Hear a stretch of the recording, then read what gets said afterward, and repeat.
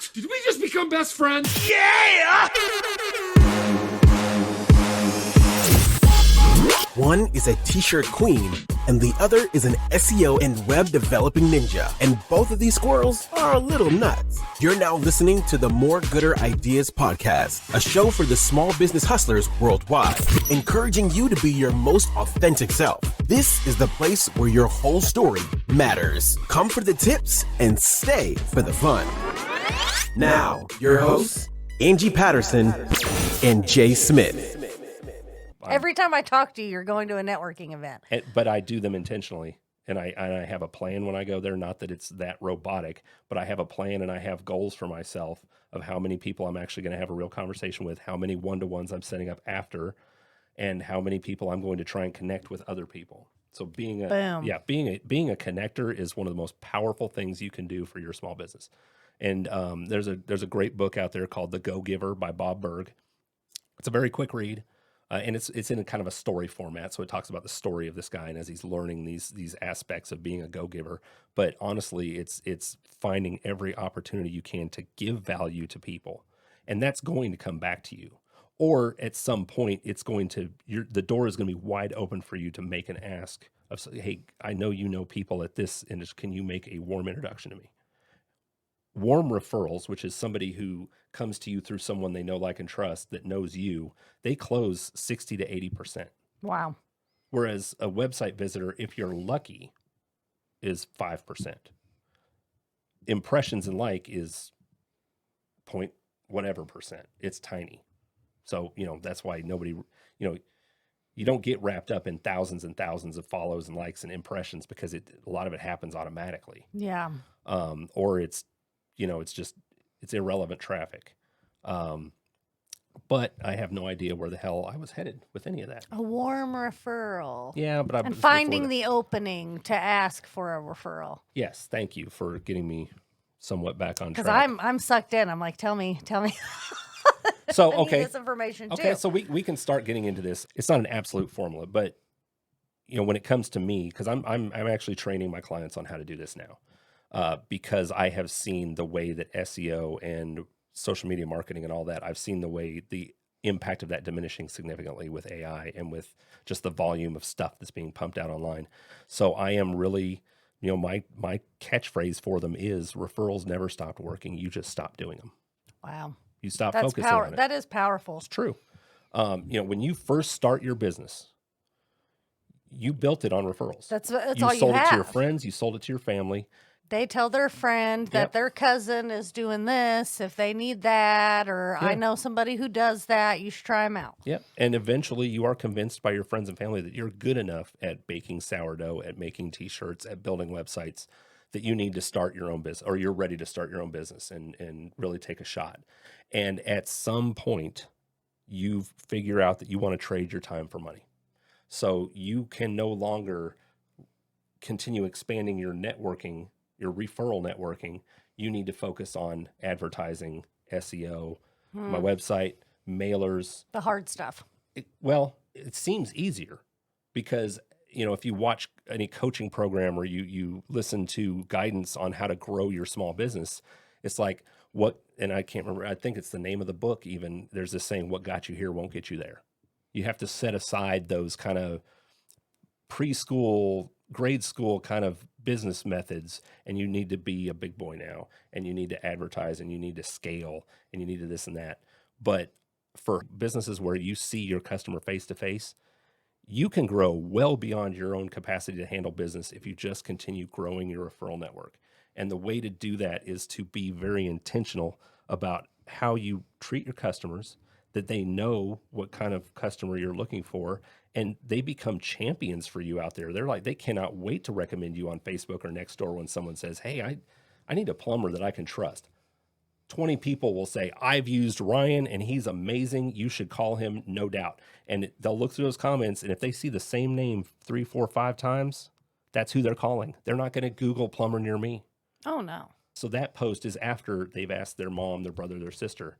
So that know, like, and trust is really deep in there. Yeah. And then the other side to that is growing your actual referral network, which is For B2B, it's a lot bigger than for B2C.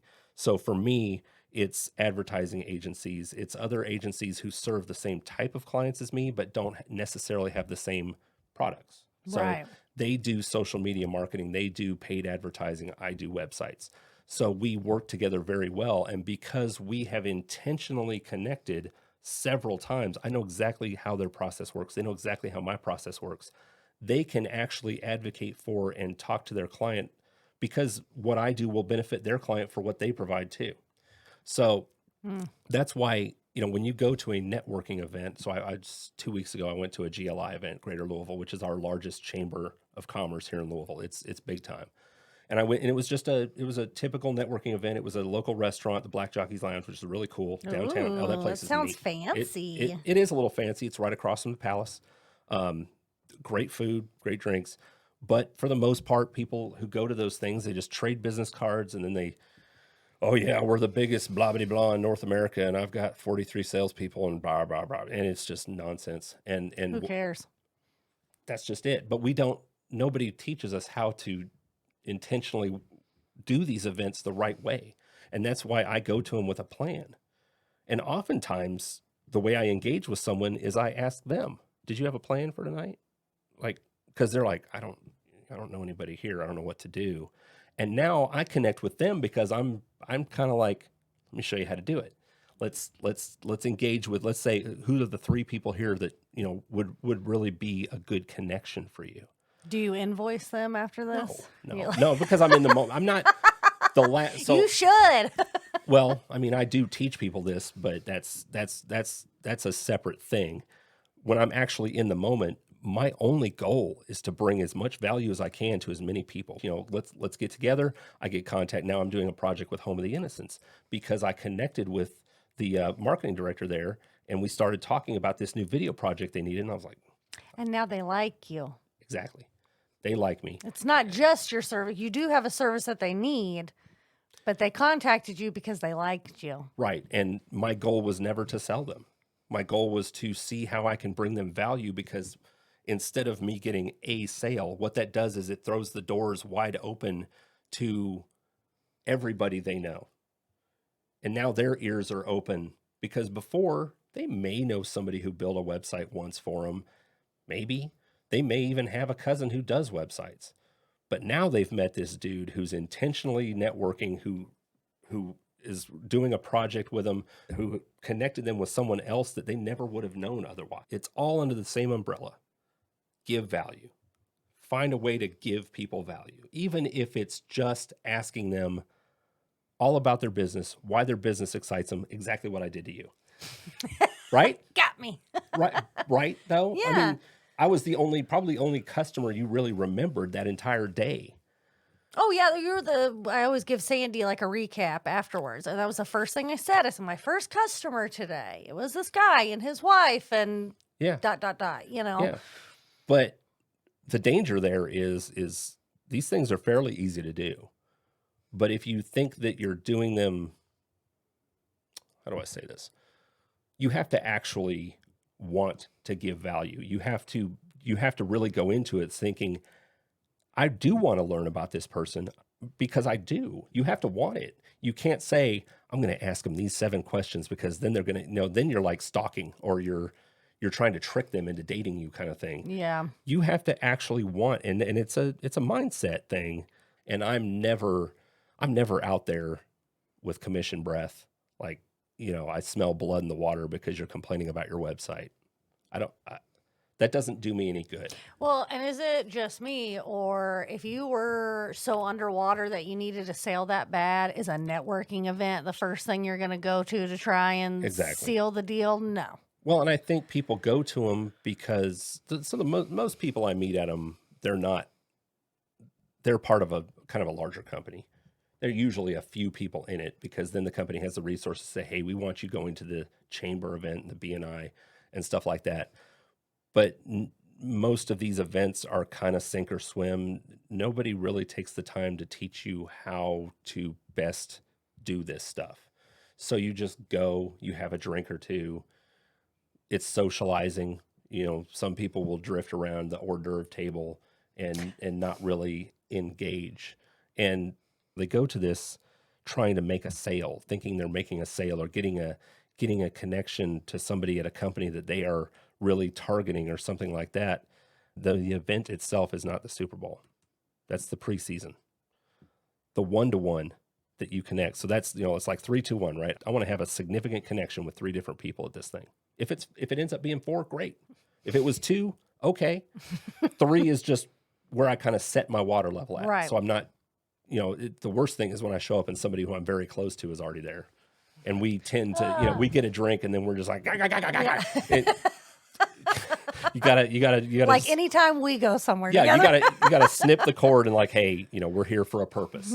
But I met a young lady this morning at a manufacturing networking event, and she made a great point. She said, when I go to an event, if there's somebody I'm close to, or calls it her wingman, and what they do is they split up, and she works this side and he works this side, and they're not only networking with other people, but they're also listening. So now you've expanded your circle of influence by double because another person is listening for someone you should connect with over here. Nice. Yeah. So that's just another tactic. There are all kinds of tactics, but the key is to not look at it like a tactic or a battle or a war or here's how I'm going to win. The way it works is empathy and looking to bring value to other people. And it has worked tremendously for me. I do not spend a dime on advertising my business, and I never have. It's 100% referral based. Now, of course, because of what I do SEO and all this other stuff. But from what I have found, referral networking is way more impactful than any other tactic that I've done or my clients have done. That's love your tips, because I sometimes in situations like that, I do the opposite where I'm going to engage with lots of people and maybe I'm giving them some value. I don't know, but I don't go in with any kind of plan about how to move it into the next stage. Right. I rely too heavily on my personality. Everyone does. The event is the end game, and they don't see it beyond that. Right. Because I'm like, I can talk to anybody in this room and we'll have a great time and we'll be best friends by the end. But not really thinking about, okay, well, I'm not really here to make friends, although It's great when you do. Well, you're investing your time and possibly a little money, and you dressed up, and, you're not home with the kids. Like, there needs to be a reason why you're doing what you're doing. Yes. And intentionally connecting with people and setting up. Here's another thing, and I'll just give you this one for free that I did that nobody does. So Until now. Do it. Please do it, because no one else does it. And even if I say it out loud, no one's going to do it. They're not going to do it. They're not going to do it because I'm going to do it. I'm going to an event. It takes a modicum of effort. Okay. So when you connect with those 3 people, make sure you get enough information. And honestly, that's their name and their business card. You're going to get those anyway. How you can contact them. Yes. Mail them a handwritten note. I love a handwritten note. That's what I did. And people, they immediately emailed me. Otherwise, it's just noise. They met 20 people that night. Music was loud. They had a drink. Blah, blah, blah. If I see that guy again, I might remember him. And then you're just extending out that runway of how long it takes to develop a relationship. If you send them a handwritten note, and that's directly from Bob Berg, so I didn't invent it, but it still works. It works tremendously because nobody gets mail. Nobody gets handwritten notes in the mail. You're going to open it. Oh, yeah. They're going to open it. And, make sure it looks like real ink. It's not like the car dealership that mailed you the bullshit looking. I hate those. The handwritten, we can buy your car. I'm like, who's sending me a letter that has such beautiful handwriting? You have guaranteed that I will never, ever do business with you by tricking me into opening your garbage mail. No, that's great, because I'm going to an event very soon. Ooh, this is good. Let's live coach this. Let's get this ready. Okay, so I'm going to the Booby Bash. Okay. I got invited by Explain. It is a event. I don't know that it's necessarily a networking event. They're all networking events. Get that out of your head. That's kind of how I was thinking about it. And our lovely friend at KKP Boudoir, Caitlin, very graciously invited me to go as one of her guests. If you were to start applying these principles with what you do, you would be the only person. Okay, so that's what I'm saying. Let's back on track here is like I have all of the abilities to do that. But I rely so much on my personality. I'm like, oh, they're always going to remember me because I'm a nut job. Or, you know, they took my business card. They followed me on Instagram. Like, we're best friends now, you know. And there isn't that follow-up. And especially there's not that follow-up that actually feels genuine. You know what I mean? And not just like, this is the automated email that I send after I go to things like this. Yeah, I'm really excited. Your friend Jess will probably be there. I hope so. I know Velvet Outlaw is going to be there. Okay. I don't know if you've met her before. She's in Melwood. Okay. Her studio's in Melwood right now. Okay. But she makes really cool clothes. Oh, I have met her because her shop is bonkers. Yeah. The place is cool. She's really fun. I have popped in there and just chatted with her because her shop is so cool looking. Yeah, shout out to Velvet Outlaw. So I know for sure she's going to be there. But I'm going as a guest of Caitlin. Doesn't matter. So that was also, I'm like, I want to be there to help and support Caitlin because she invited me as her guest and we're doing a collaboration. So this is easy. This is too easy. No, it really is. So you've got goals. You want to meet Velvet Outlaw, but you've also got a wingman or woman, Caitlin, and she provides something absolutely unique that is absolutely aligned with the whole vibe, which is body positive boudoir photography. Yes. So you have an automatic value add, no matter who you meet, that you can say, have you met Caitlin? Have you seen KKP Boudoir? Like, she could do this whole thing, like, because she could do their entire business. Like, you know, she's a big timer. And you've got the instant value you can provide by introducing her. Like, you know, don't be stuck at the hip because she's the one you know. That's what I was nervous Don't do about. that. I'm You've like, I don't want to be a stage 3 clinger because she's trying to do her thing to grow her business too, you know? Well, not only that, you're not going to get any value out of the event if you stay stuck to the person you know. You have to get out of your comfort zone and go meet people and find out what they're about. And you're going to meet some really cool people who do some very cool things that you didn't even know existed. Yeah. And the more people you meet, so the more you expand and you go to these events, you're just going to add into this mental Rolodex of people who do all these really cool different things. And that's what I've always done, just because no matter what a client comes to me with, no matter what need they have, I'm like, oh, I know a drone photographer. I know a videographer. I know a DJ. I know 2 rappers in town. Like, no matter what kind of cool thing you need to do, I know people who do that stuff, and I know them well because I have intentionally connected with them. And you can absolutely do that. And for what you sell, B2C people don't do this. They don't go to these networking events. You should start going with me. Okay. Because I mean. Well, we have a podcast network now, too. That's true. That's true. So that's our shtick. But then also walk around with a microphone. So when I talk about like 3, 2, 1, right? 3 people I'm definitely going to connect with. 2 people I'm going to schedule one-to-ones with. And 1 person I am going to do my damnedest to connect with someone that's going to bring them tremendous value. That's not you. Exactly. Okay. No. I connect other people. And there are people I've connected a few years ago who are doing business together, who are starting businesses. And I don't need anything out of that, because now every time they're talking to someone and they're like, you should talk to Jay, because I don't think he does this, but I guarantee you he knows somebody who does this. Yeah. And then then my network gravity just continues to grow, and it continues to pull people towards me. And it helps me bring more value to everyone I meet if more and more people I know do all these crazy, unique things. Yeah. And sometimes it doesn't even need to be crazy. It took us a half hour to actually start something valuable in this show. And really, it's valuable mainly for me and my endeavors. But I mean, it helps me to talk about it too, though, to talk through it with somebody, because that's been my struggle. Is it's natural for me. I naturally gravitate towards people. I naturally start asking them. I want to learn more about them. I'm just fascinated by it. And because of that, I've gotten the organic experience of growing my referral network and getting more business because I am so engaged with them.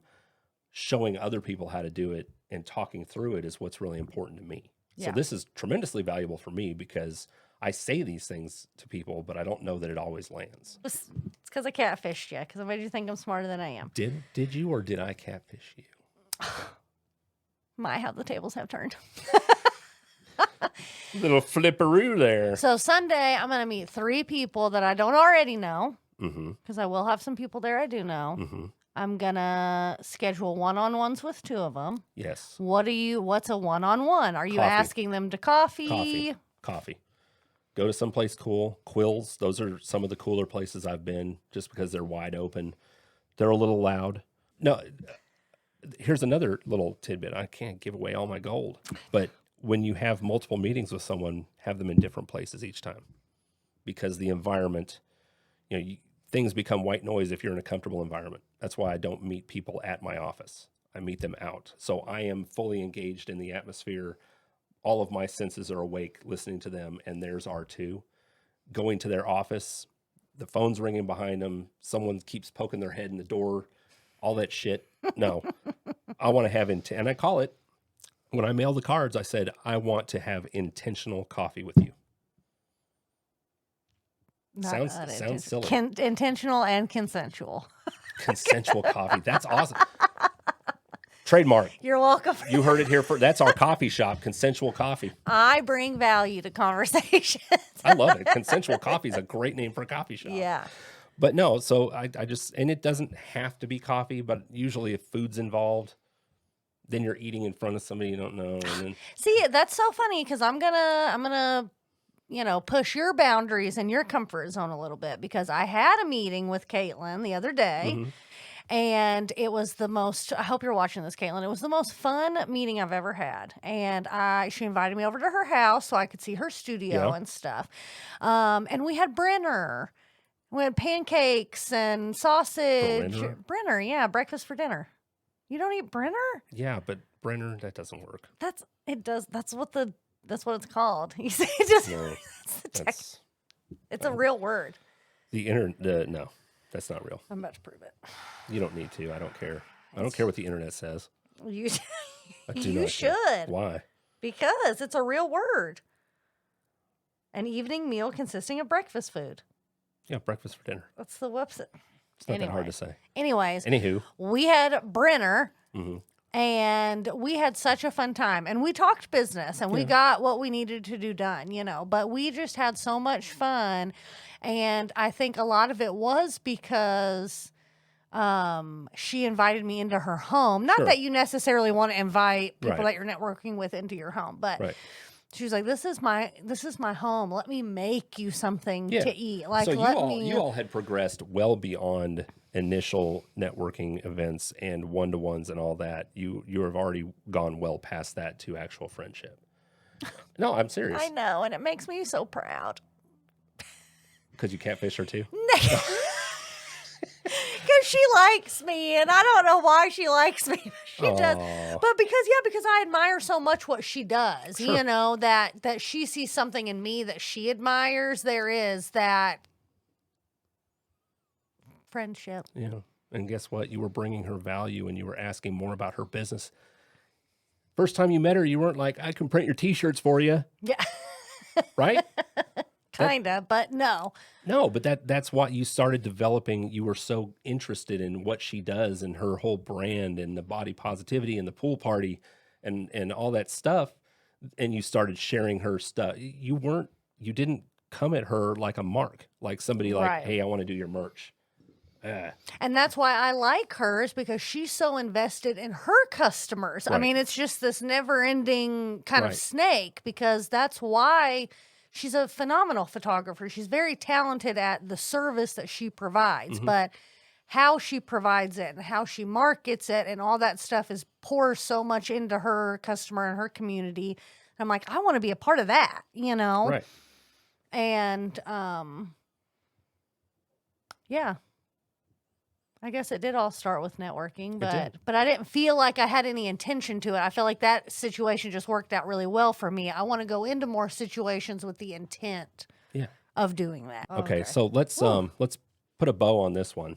And we hope that you got some value out of this conversation today. And if you're looking for even more valuable information, you should visit Jay's website. Tell him what your website is. therootofpi.com. So ROOTOFPI.com. And if you need a t-shirt, you can go to sandypantscustoms.com. And I'm Angie. And I'm Jay. Thanks. You can. I don't know what I'm Angie. Catatonic. This is More Gooder Ideas Podcast. We'll see you next week. Thanks for checking out this episode of the More Gooder Podcast.